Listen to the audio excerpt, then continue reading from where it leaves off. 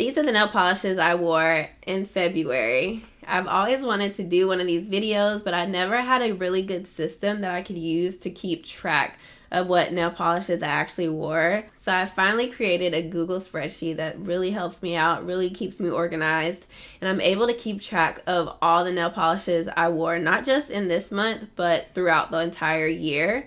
And it's just going to give me some really good data to kind of look back on at the end of the year. So let me show you the spreadsheet so you can see what I'm talking about and see how I organize what nail polishes I wore during the month. If you're not interested in the spreadsheet and you just want to see the nail polishes, just check out the chapters in the description box and you can fast forward to the nail polishes. Hi y'all, welcome to my computer. So I just wanted to show you really quickly how I use this spreadsheet to see what nail polishes I wore in February or any month throughout this year. This drop down menu here allows you to select whatever month you're interested in looking at. Since it is the nail polishes in February video, I'm going to click on February and you can see right here the total polishes I wore in February, which was 11. And then this right here shows you the total polishes I have worn so far this year. So this data includes January, February, and the beginning of March. So I wore 18 polishes so far this year. But we're specifically looking at February. Right here in these three graphs, it just shows me in a pie chart form the brands I wore in February, the color, and the finishes I wore.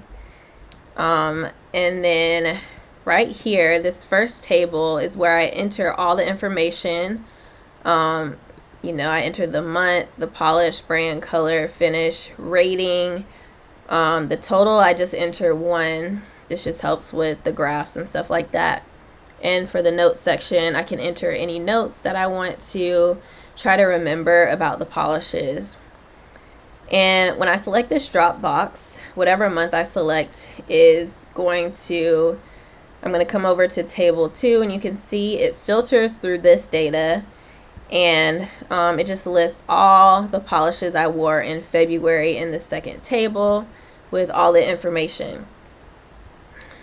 Alright, so up here, these 3 graphs are based on the year. So as I continue to add more information of the brand, color, and finish throughout the year, this is going to change, and by the end of the year I'm going to be able to see my top nail polish brands, colors, and finishes.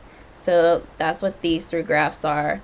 And then right here is my nail polish stats table, this last table right here, and I'm able to highlight the top brands, colors, and finishes that I wore throughout the year. So this is yearly data, not monthly data. So if I wanted to see the top nail polish brand I wore throughout the year, I would just type in 1. If I want to see the top 10, I would type in 10. I actually don't have 10 brands listed yet, so that's not a good example. You can see here I typed in 2, so it highlights the top 2 colors that I've worn so far this year. And then if I want to see the top 2 nail polish finishes, I would type in 2 again. And you can see cream is number 1, and then metallic, sheer, multi-chrome are all tied for second place. So they're all highlighted.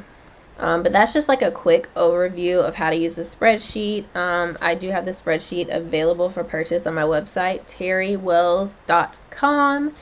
And it's only $5, super affordable. If you want to start using this spreadsheet, I have like a longer video tutorial on how to use it. I just wanted to quickly show you the method I'm using to keep track of the nail polishes I wore each month. With all that said, let's jump back into the nail polishes. Okay, so getting into the nail polishes I wore during February, like I said, you can see from the spreadsheet, I wore 11 nail polishes in February, which is a pretty low number. But I've actually been wearing my nail polishes for like 5 to 6 days, which is not something I did in the past, but life has been crazy. I don't have as much time to change my nail polish as I would like to. So these first 5 nail polishes that I wore were actually some nail art. So I used 5 Zoya nail polishes. They were all different shades of pink. 4 were creams and 1 was metallic. And I did like a line nail art, which I love to do because it's super easy.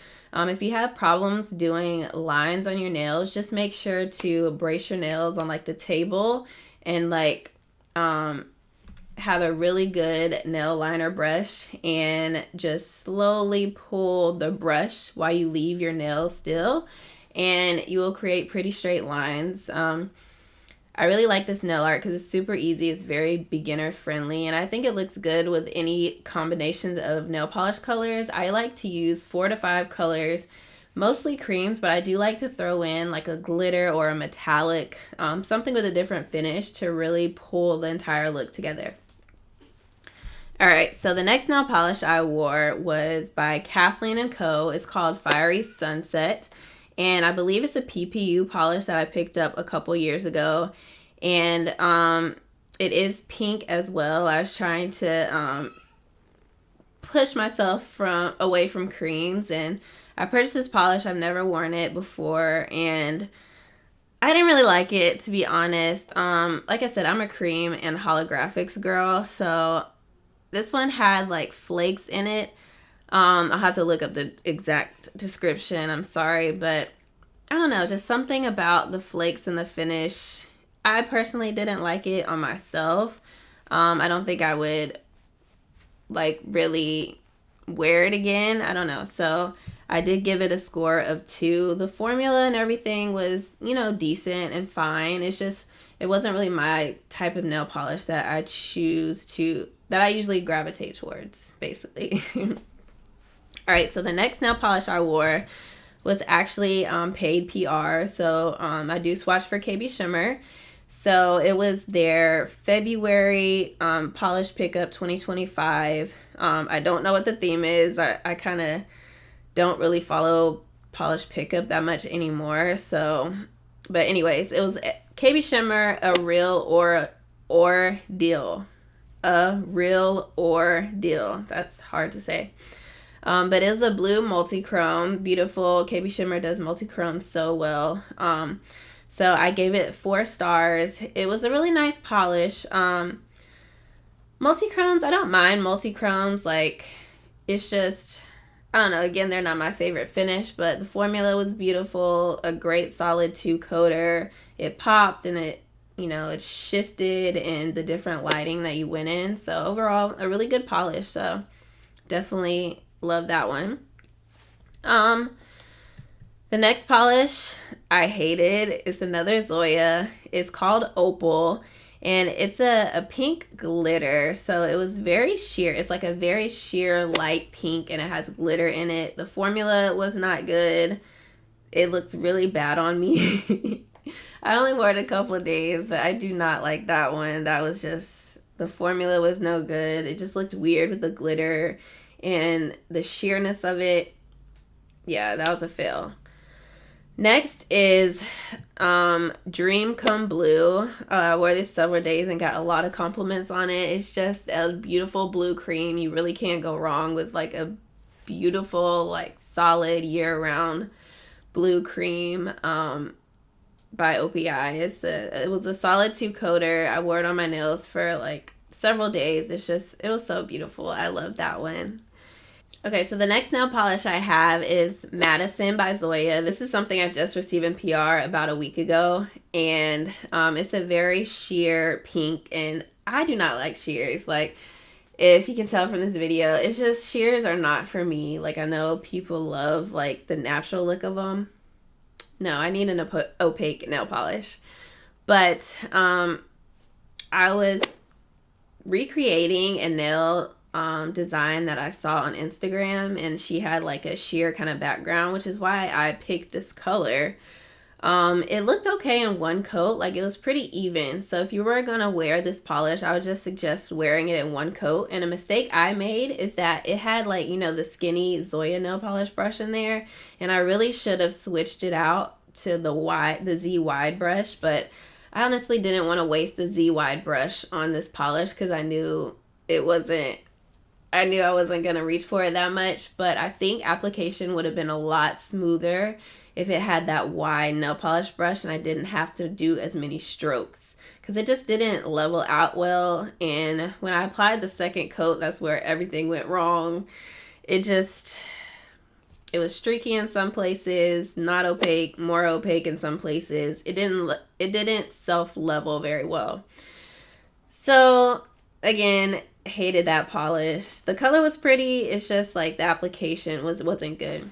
And then the last polish that I wore, it was a topper by China Glaze called Ice and Bubbles. It is a kind of like a micro glitter holographic topper, you know, in a clear base, and it's very beautiful. I threw it on top of the couple nails that I had that just had Madison by Zoya, that sheer pink I just talked about, and you know, trying to cover up the streaks and prolonging the nail polish manicure. So I kind of threw that on top, and I do like this polish. I'll reach for it again. It's very dense and opaque, so one coat, like, you get a lot of that micro holographic glitter.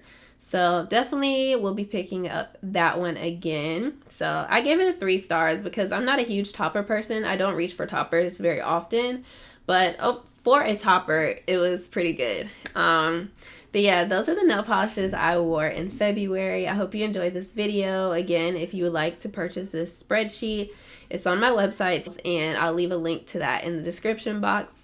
It's just $5. If you like this video, please give me a thumbs up. It really helps out my channel, and subscribe if you have not already, and I'll see you in the next video. Bye, y'all.